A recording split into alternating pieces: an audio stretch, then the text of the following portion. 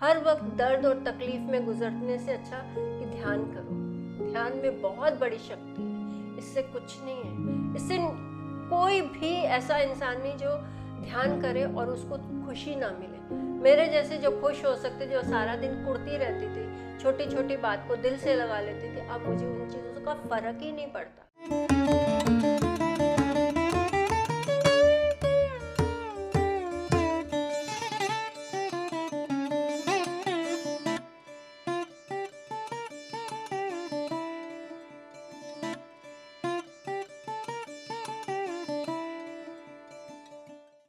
मेरा नाम कल्पना है और मैं जयपुर से हूँ। मैं इनके साथ तब जुड़ी, स्वाध्याय के साथ, जब मैं बहुत अंदर से परेशान थी।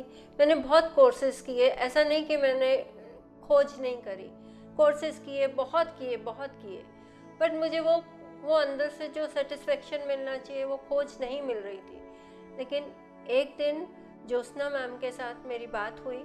मैंने उनको बोला कि मेरा मन करता है कि मैं मेडिटेशन करूं, बट मेरा जो लिंक था वो डिलीट हो गया है, तो आप मुझे बता दीजिए ताकि मैं वो दोबारा से मेडिटेशन कर सकूं। तो उन्होंने कहा जो पास्ट में आपने किया है वो मत करो, आनापानसति करो, जिससे आपको बहुत ज़्यादा फ़ायदा मिलेगा। मेरा प्रॉमिस है, 100% आप ठीक हो जाओगे। मैंने कहा ओके। मैंने स्टार्ट किया। मेरा पहला दिन का एक्सपीरियंस बहुत अच्छा रहा। मुझे लगा जैसे जब मैं मेडिटेशन कर रही थी तो कुछ टाइम बाद मैं एकदम ऊपर की तरफ उठ गई। मुझे बहुत डर लगा कि मैं एकदम ऊपर कैसे आ गई, तो मैंने फट से आंखें खोल ली, जो मुझे नहीं पता था कि अभी आंखें नहीं खोलनी। देन फिर मैं ध्यान में बैठ गई और फिर ध्यान करने लगी और मुझे इतनी ज़्यादा वाइब्रेशन महसूस होने लगी। सबके जो ध्यान में बैठे हुए लोग थे उनकी भी वाइब्रेशन, मुझे ऐसा लगा कि मैं बहुत सुकून में हूँ। मुझे लगा ही नहीं, मैं बहुत रोई भी उस दिन, शायद कि मेरे अंदर से था कि मुझे ध्यान करना है और मुझे वो जगह मिल गई थी। मैं बहुत खुश थी। अगले दिन मेरे हस्बैंड ने कहा कि आप पहले खाना बना लो और उसके बाद आप ध्यान में बैठ जाया करो। मैंने वही किया और अब मेरा रूटीन ऐसा हो गया कि मैं फटाफट 4 बजे उठती हूँ शाम को और खाना बना के 7 बजे फ्री होके कमरा बंद करके बैठ जाती हूँ ताकि मुझे कोई डिस्टर्ब ना करे। और सबसे मज़ेदार बात ये हुई कि मेरा एक छोटा सा डॉग है और एक पैरट, वो मेरे साथ ही बैठते थे और जब तक मेरा ध्यान चलता था वो चूं भी नहीं करते थे। जैसे ही 8 बजते थे वो दोनों अपना शुरू हो जाते थे। एक जना मेरे ऊपर चढ़ जाता था, एक जना भौंकता था कि बस अब ध्यान हो गया, चलो बाहर। लेकिन उतनी देर तक वो दोनों मेरे पास बैठे रहते थे और आवाज़ नहीं करते थे। ये एक बहुत प्यारा सा साइन है कि कितनी पॉजिटिविटी है ध्यान में। मैं ज़रूर कहूँगी कि सब ध्यान करो। और जब से जैसे मुझे एक्सपीरियंस मिलता गया मैं बहुत खुश रहने लगी। इनफैक्ट जब मैंने फॉरगिवनेस का किया उस वक्त मैं अंदर से 18 साल पहले से जो दबा हुआ दर्द था, जो मेरी मम्मी पापा के डेथ हुई उसके बाद मैं बहुत डिप्रेशन में चली गई। इतनी दवाइयाँ खाई कि जो मेरी छूट ही नहीं रही थी। लेकिन जब मैं आई उसके बाद मैंने अपने हस्बैंड को बोला मुझे दवाइयों की ज़रूरत ही नहीं है, एंग्जाइटी नहीं है मेरे को, अब मुझे नहीं खाना कुछ भी। लेकिन फिर भी वो डॉक्टर ने कहा कि अभी एकदम नहीं छोड़ सकते, कम करते जाओ और फिर छोड़ देना। मैंने कहा ठीक है। लेकिन मुझे वो जो अंदर का दर्द भरा हुआ था वो मेरा फॉरगिवनेस से बिल्कुल चला गया। इनफैक्ट मुझे 30 दिन का करना ही नहीं पड़ा, 40 डेज़ का, और मुझे 3 दिन में ही ऐसा लगा कि मेरी बॉडी बिल्कुल हल्की हो गई है और अब मुझे उनकी कोई याद भी नहीं है। जो भी दर्द और तकलीफ़ था शायद वो अपने साथ ही ले गए। मैं बहुत खुश रहने लगी। मेरे हस्बैंड और मेरे बेटा दोनों बोलने लगे कि मम्मी आपका तो बिल्कुल बदल गया है, रवैया ही बदल गया। जहाँ चिड़चिड़ करते थे, गुस्सा करते थे, वो सब ख़त्म हो गया है। मैं अब बिल्कुल शांत रहती हूँ, कम बोलती हूँ और अपने काम से, और जैसे फ्री होती हूँ फिर ध्यान में बैठ जाती हूँ। यही मेरा रूटीन है। मैं सबसे कहूँगी कि आप लोग सब ध्यान में आइए। ये एक ऐसी जगह है जो निस्वार्थ भाव से सब सेवा कर रहे हैं। इसमें सब इतना ज्ञान है, इतना ध्यान है। मेरे जैसी जो इतनी डिप्रेशन में रहती थी, 18 साल डिप्रेशन बहुत बड़ी लंबी जर्नी है, लेकिन जो अगस्त से शुरू किया और आज मैं इतनी आगे बढ़ गई कि मुझे पास्ट अब याद ही नहीं आता। काश मैं पहले ज्वाइन कर लिया होता तो मेरे साथ ऐसा नहीं होता, मैं भी लाइफ को एंजॉय करती। हर वक्त दर्द और तकलीफ में गुजरने से अच्छा कि ध्यान करो। ध्यान में बहुत बड़ी शक्ति है, इससे कुछ नहीं है। इससे कोई भी ऐसा इंसान नहीं जो ध्यान करे और उसको खुशी ना मिले। मेरे जैसे जो खुश हो सकते, जो सारा दिन कुड़ती रहती थी, छोटी छोटी बात को दिल से लगा लेती थी, अब मुझे उन चीज़ों का फ़र्क ही नहीं पड़ता। कोई बुरा बोले तो भी खुशी खुशी, जो नहीं बोले तो भी खुश। मेरे को अब इन चीज़ों से फ़र्क ही नहीं पड़ता और मैं अपनी पेंटिंग में वापस करने लग गई। अच्छी तरह से खाने बनाती हूँ, खूब खुश रहती हूँ। सारा दिन मेरा निकल जाता है, मुझे पता ही नहीं चलता कैसे निकला।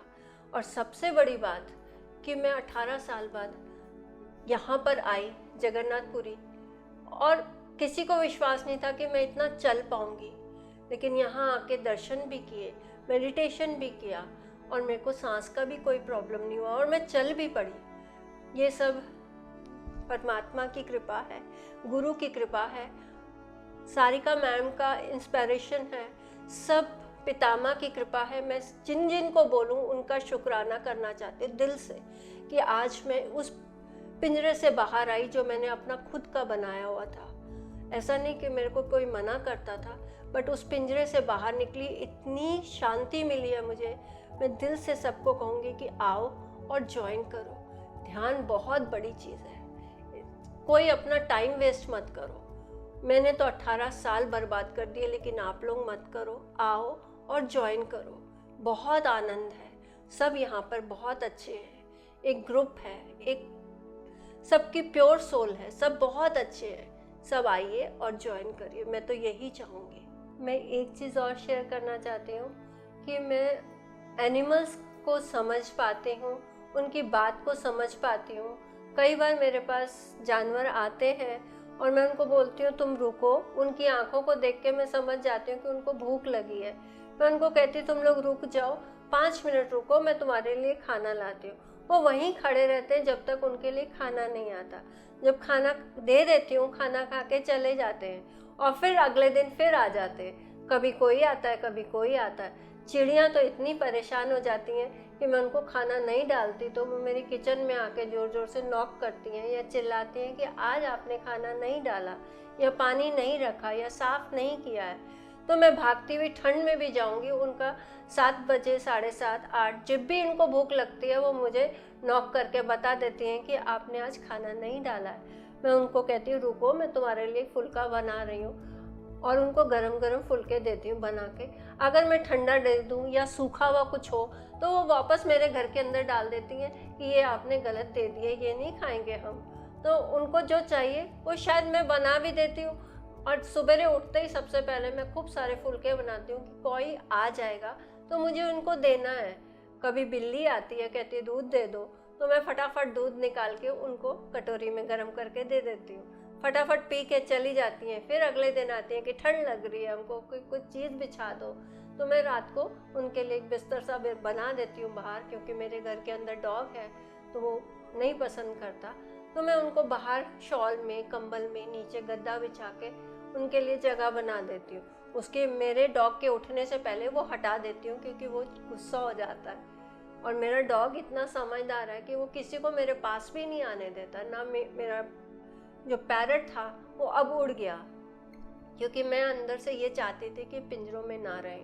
मेरे पास है तो इसके भगवान इतनी स्ट्रॉन्ग पंख कर दे कि ये उड़ जाए और फिर किसी के हाथ ना आए, अपनी ज़िंदगी बची हुई खुशी खुशी जिए। और ऐसा ही मेरा शायद पितामह ने मेरा ये सपना पूरा किया कि एक दिन वो उड़ गया और बहुत लंबी उड़ान भरी और मुझे देख के बहुत खुशी भी हुई।